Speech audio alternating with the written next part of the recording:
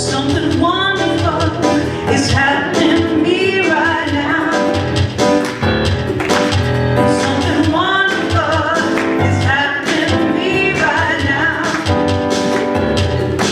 I accept things the way they are. I accept things the way they are not. Something wonderful is happening to me right now. I love wasting. I love wasting. I get free. I reap abundantly. I already have everything I need. Wonderful is happening to me right now. Don't you feel it? Something wonderful is happening to me right now. Oh yeah, I accept things the way they are. I will. I accept things the way they are not. Something wonderful is happening to me right now. Good morning. Welcome to the center. Good morning. Good morning. How's it going? It's All going to be right. a great day, right? Because Gil's here today. What you say? Good morning. Welcome to the center. Great. Can I have something here? Good morning. My beloveds, I ask you to gently settle into your seats, into this most loving space right here, right now.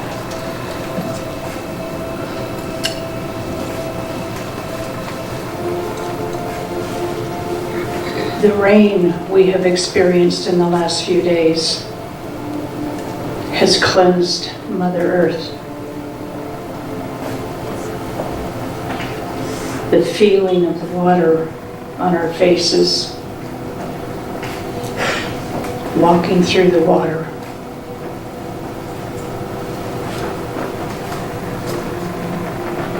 Feeling and knowing that that water replenishes Mother Earth, and it makes the flowers and the bushes and the trees ready to spring into blossom as we go into spring of our year.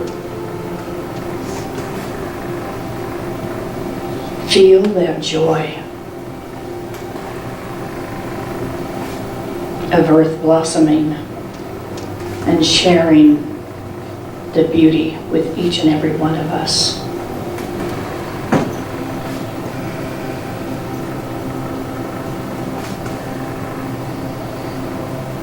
The joy, the peace, and just stepping into spring. The fun that each of us experience.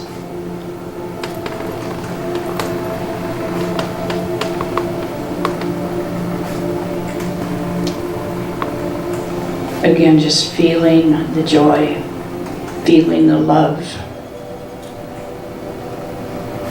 that emanates from each of us within to each and every one that each of us come in contact with.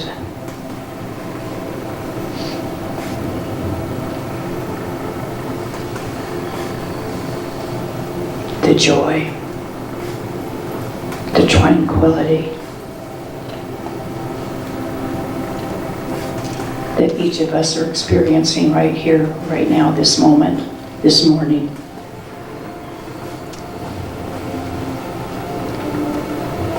Feeling and knowing that each one of us are love and joy and expression.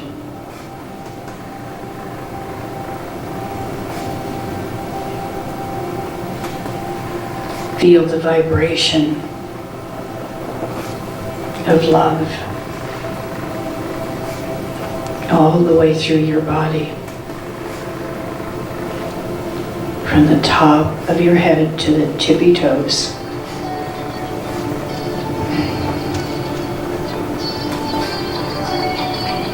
Feeling that vibration of love making your body tingle. The breath that each of us experience is God breathing each one of us. Feel that breath coursing through your body, bringing your body to an exquisite vibrational level.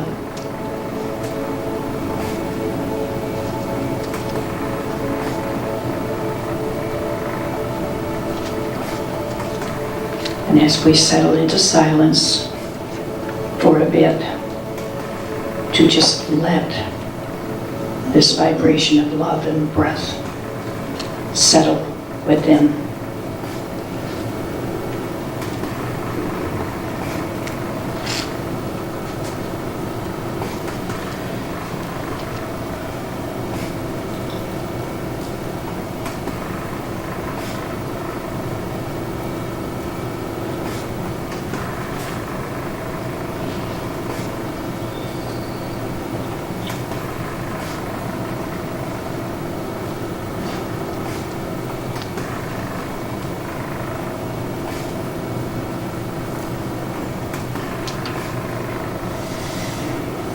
As each of us have sat in silence, just letting the God breath, the vibration of love and joy and peace, just encompass our whole body.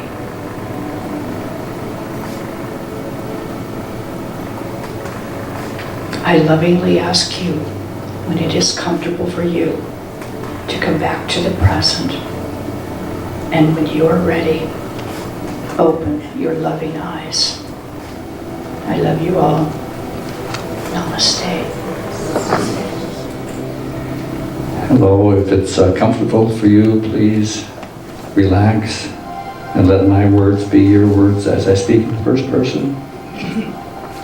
I know that God is always present, always available with all the joy, the love, and the power. I am one with this power and this joy and love, and I know as I am one, each and every one here is at one with this power. I am an individual expression of God with all the attributes of God. And I realize, because of this truth, all is available to me. And my life is a matter of me being specific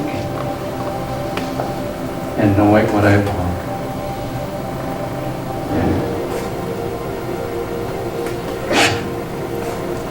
And not countering it. That's my job. It's not complicated. If we look at our life, and if there's not what we want, we need to look back at our thinking and our belief and correct that to have what we want in life. It's that simple. God does the work, we turn it over. It's our job to be specific and know what we want. I am so grateful for this knowing and this truth, and for this center, for the reverence that we have, the prayer practitioners. I'm so grateful for this knowing. And it's my intention that everyone know this, that they have the power within them. They're in charge, and what they want, and God does the work. I release this to the law, just to the law, and know that it is done. God does the work. And as we all say, and so it is. Well, good morning, everyone. Good morning. It's so nice to know that we've got a friend in our sister center over across the way, Greater Las Vegas. That's where Reverend Claire Summerhill is from. And I don't think you've ever been here. Have you ever visited us before? Yes? Okay. All right. I don't remember. Thank you for being here. Quickly, her bio. Reverend Claire Summerhill had her first mystical experience at the age of 5. At the time, she had no words for the experience of the absolute perfection of the world or for the awareness that accompanied this experience, but it set the stage for the path her life would follow, and that day remains one of the most memorable in her experience. Claire was raised Mormon and had many deep and profound spiritual experiences. Her youthful experiences in Mormonism helped her to see that all spiritual experiences occur in a context, but that the context is not the truth. When Mormonism's view became too restrictive, Claire turned to Catholicism.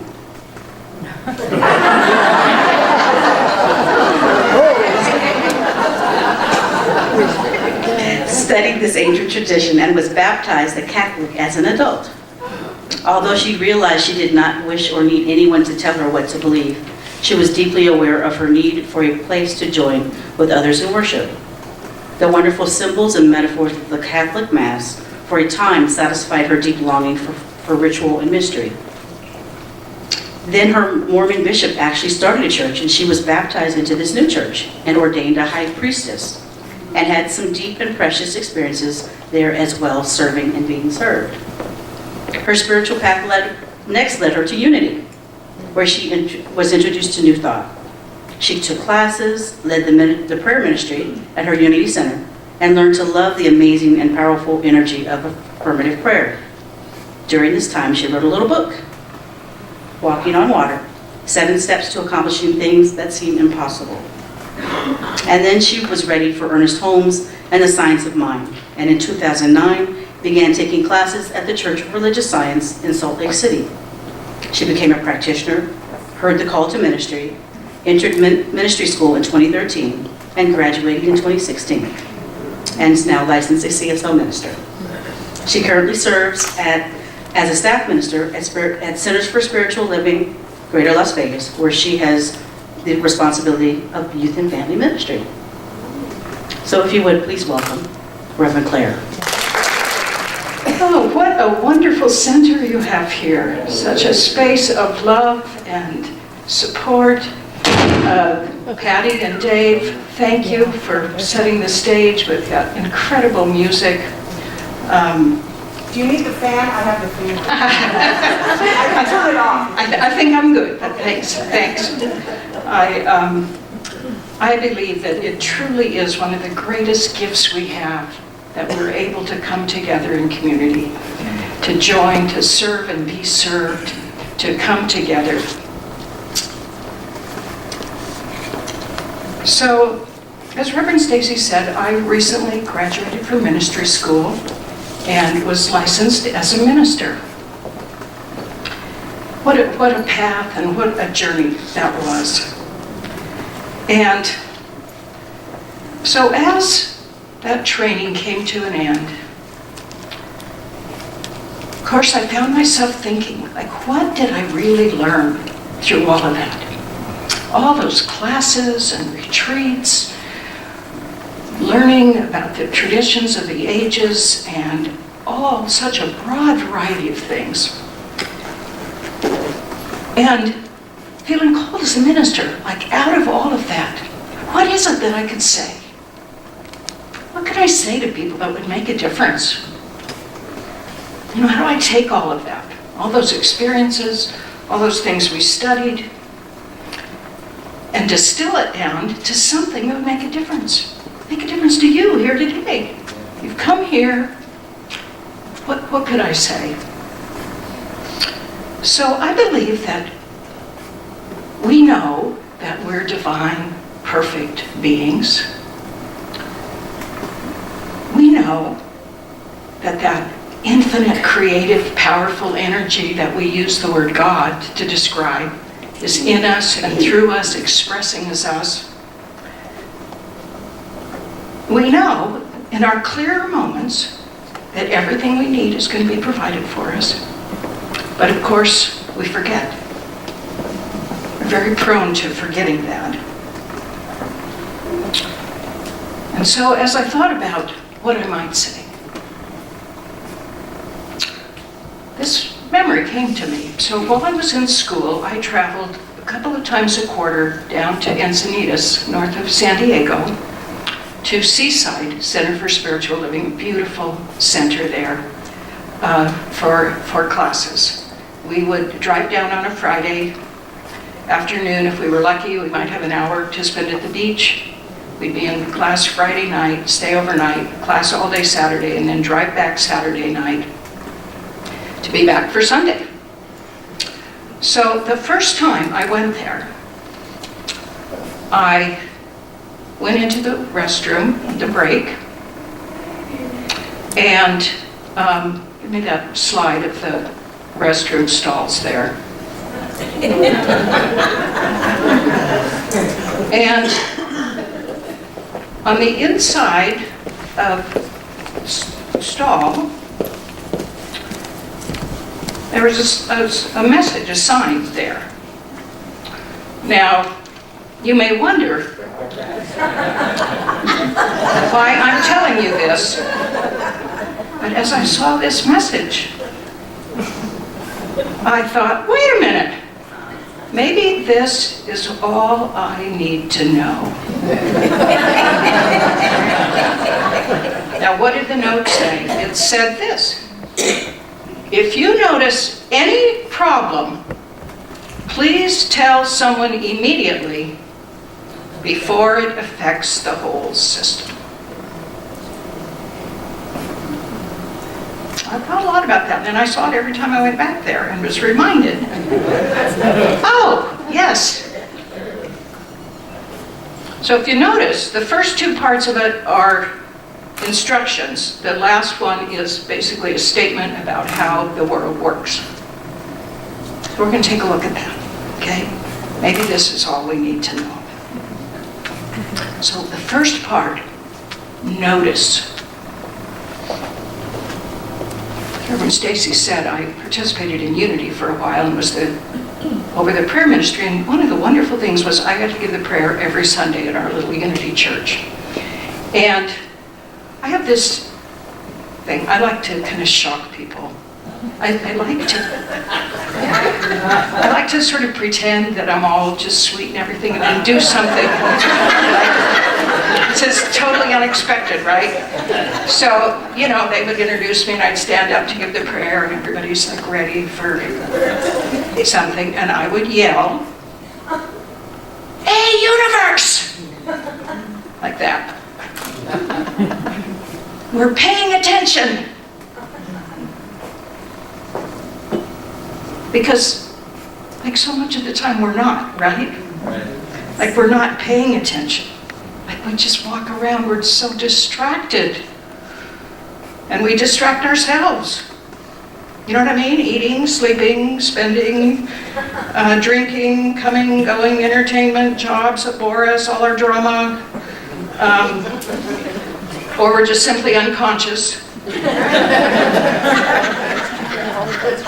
Hey, I've been there. Putting up with, making do, getting by, going through the motions.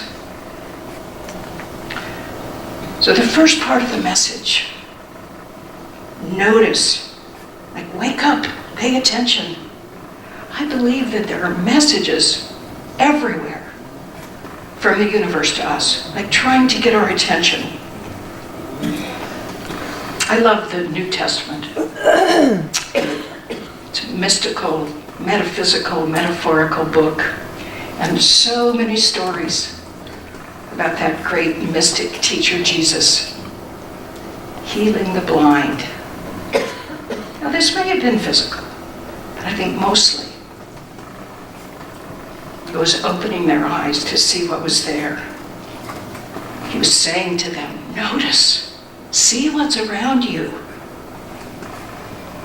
There's so much more there to see than you can even imagine. Open your eyes, see it, wake up, notice. You know, many of our spiritual practices are about this. Meditation.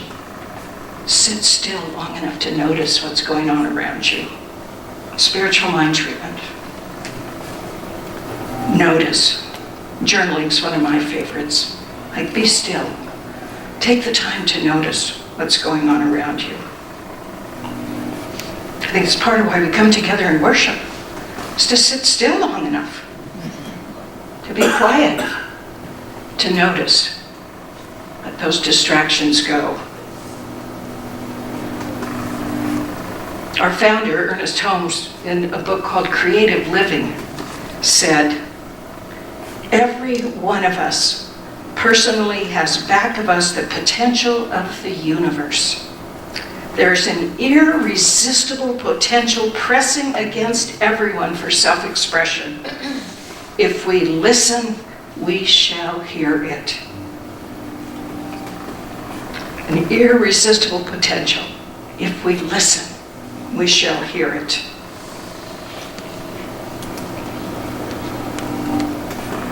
Our theme for this month of February is diversity and inclusivity. And when I think about this, I think I've been really present to nature lately.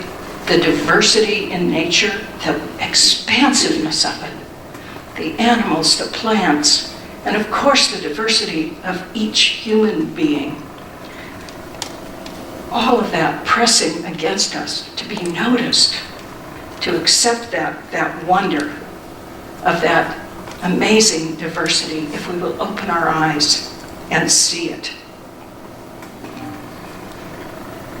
One of my favorite prayers is a quote from A Course in Miracles, which is, above all else, I want to see. It's a prayer. Help me notice. Now the next part of the first statement is the word any. That word is capitalized just like that on the note. And it's a very important part because, you see, we get kind of good, I think, at believing or convincing ourselves that we shouldn't have the problems that we do. That the problems that we're focused on are too small, or if we do have problems, we should ignore them, or that, a problem doesn't deserve our attention. Like, I shouldn't have to fuss about this or that, or I should just be able to relax and it should all be good. But that's not the way it works. Like, everything that happens is a gift to us from the universe for our awakening, regardless of what it is. If it's something we notice, something that doesn't feel quite right, that's what we need to pay attention to. So imagine you're driving your car one day and the check engine light comes on. Now there's several things you could do. Maybe some of us have done this. You could ignore it and hope that it'll go off. Or you could lie to yourself and say, oh, it's probably nothing. It's probably some sensor or something. Or, and I hope none of you would do this, but as humans, we can be kind of silly. Maybe you go to your mechanic and say, could you put some duct tape over that? Because it's really stressing me out. I just see that. And I don't want to see it anymore. Well, we laugh because that's ridiculous, but isn't that what we do in our lives? We notice something, but instead of seeing it as a gift, alerting us to something that needs attention, and cover it up, ignore it, pretend it's not happening. What if we saw these instead as, our health issues, our relationship issues, our money issues, our job that's not satisfying? What if we saw that instead as just a warning light? A chance to do something. The next word in the first part, problem. See, we sometimes like to pretend there aren't any problems, right? It's all good, it's all God, everything's perfect. And of course, there's a sense in which that's true. I had a wonderful experience when I was in the Salt Lake Center. We had a wise and compassionate inner minister came. And he spent some time talking to people, getting a feel of where we were as a center and our finances and our situation. And then he gathered the leaders and he said, so here's the truth. The truth is we're an abundant spiritual community and anything we envision for ourselves is available and possible. That's the truth. And here's the facts. We're broke.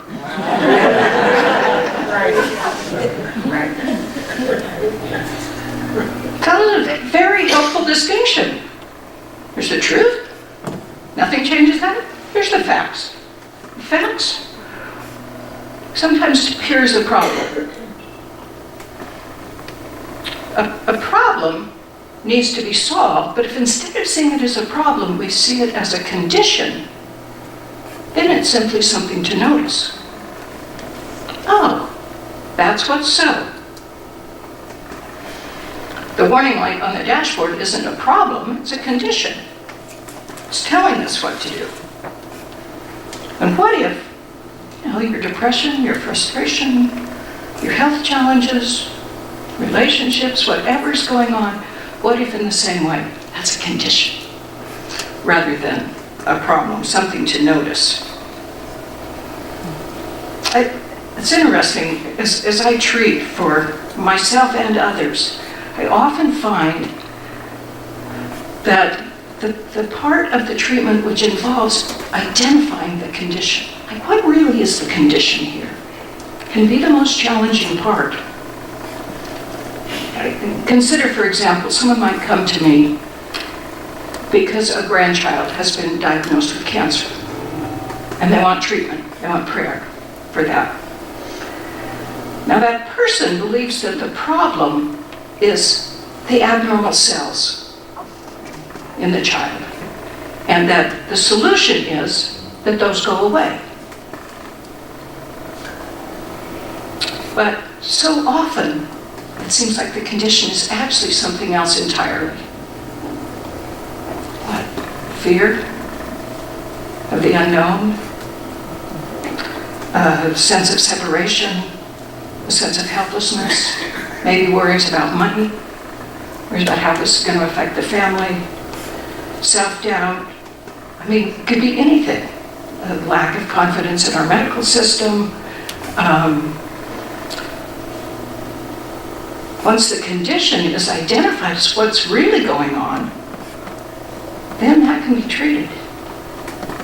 The fear can lift, a sense of confidence and safety and protection, and knowing the right and perfect things are going to happen, that the child is, whatever happened is going to happen. And so often, of course, in treatment, and our wonderful practitioners know this, and those of you who pray with them and work with them, often, once those conditions ease, the physical changes as well, but it may or may not.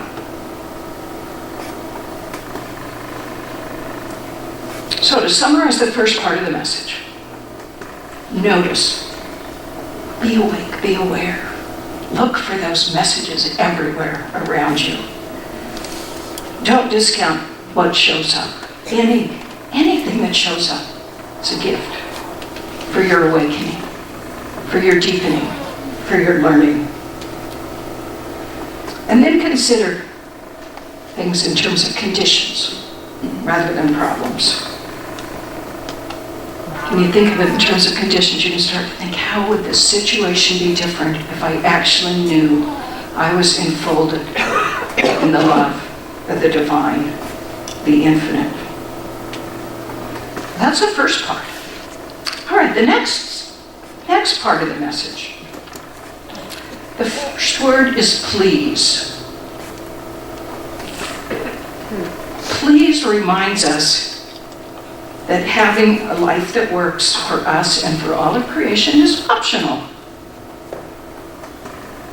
choice.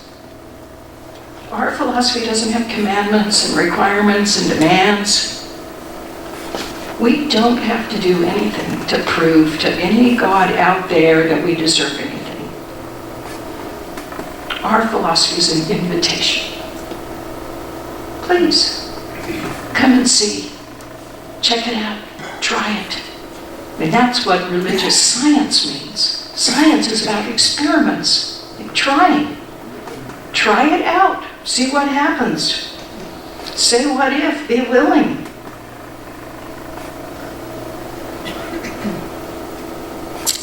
Then the next part. Probably my hardest and biggest challenge. Tell someone. Oh my gosh, how many of us just try to tough it out alone? Oh, I can do it. Oh, I don't want to bother anybody. Oh,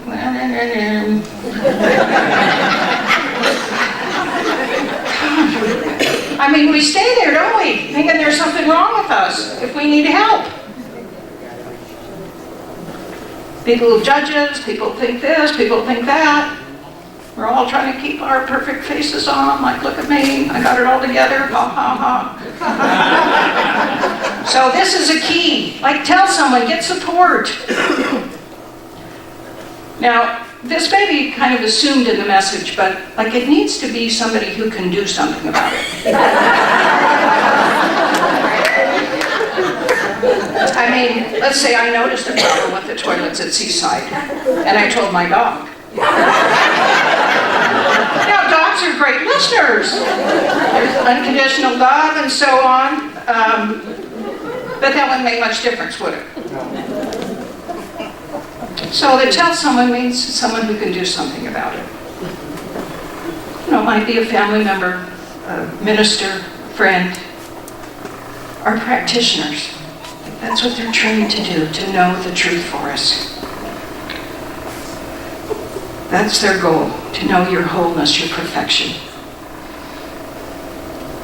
It was interesting, when Ernest Holmes did treatment, often he never spoke at all. It was the knowing the truth that made the difference. I mean, I know this is so much easier to say than to do, and we hear it.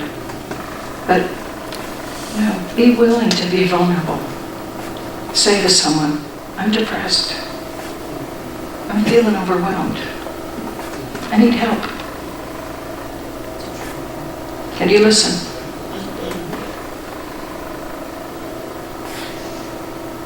Oh, don't try to do it alone. Tell someone. Now, the next word is interesting, too. And it was capitalized, just like that. Immediately.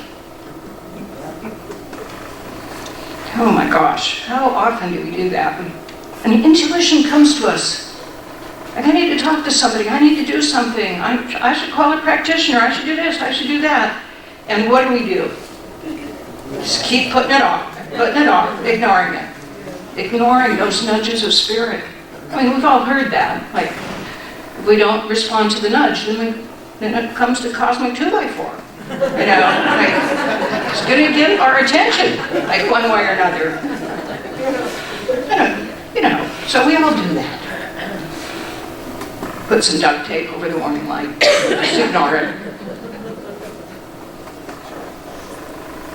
So what if we did that? What if we told someone immediately? So those are the 2 steps.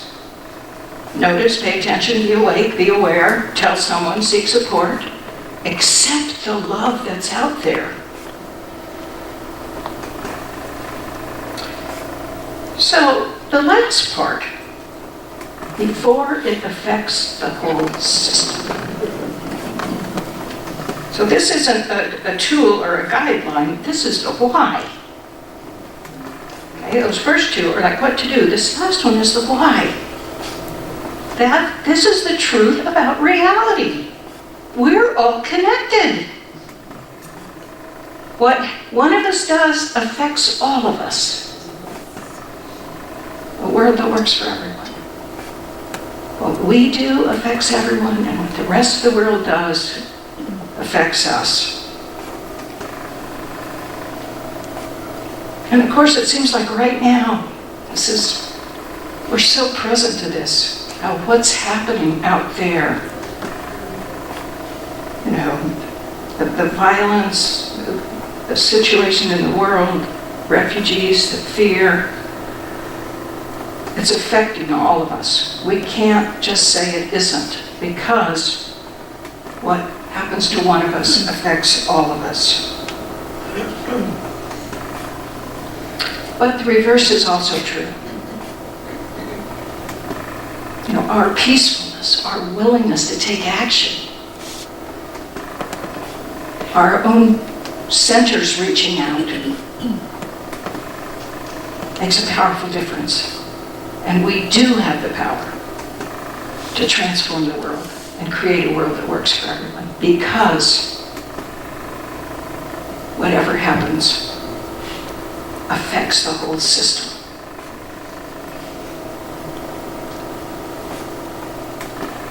So this is my challenge for you today. What we need to know, a message on the inside of a toilet stall. Accept the truth that we're all connected, that we are both affected by and affect the whole system. And then pick one of these actions. You know, maybe the first part. Be more aware. Notice. Notice what's going on around you. The messages the universe is sending you.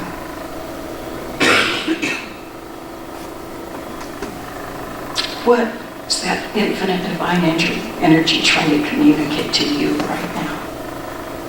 Notice it. That might mean spending time in nature. Might mean meditating,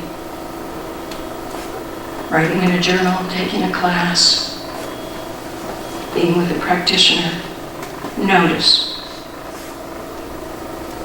Or maybe you might choose the tell someone part. Maybe the nudges are there, the intuition, and you've been trying to keep it in. And keep that tough face on. And act like you don't need anybody else. Maybe the tell someone is the part for you to do. A friend, a minister, practitioner. Accept the support that's out there. Stop trying to go it alone.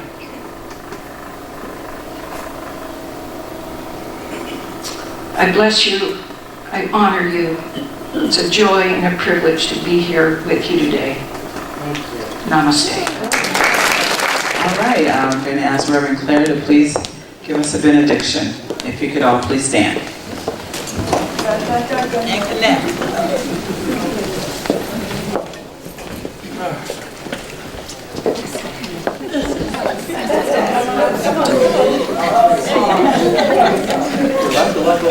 Right here and right now, we know that God is all there is.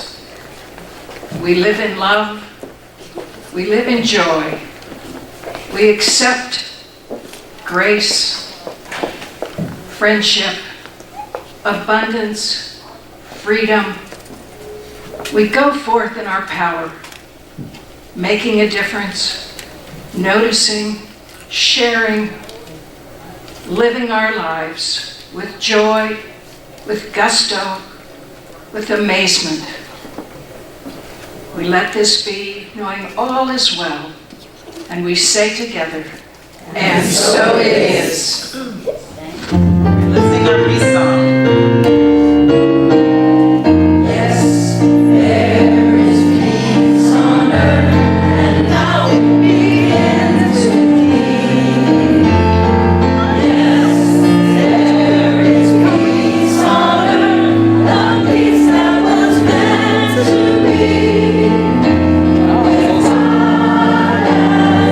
Power, love was all.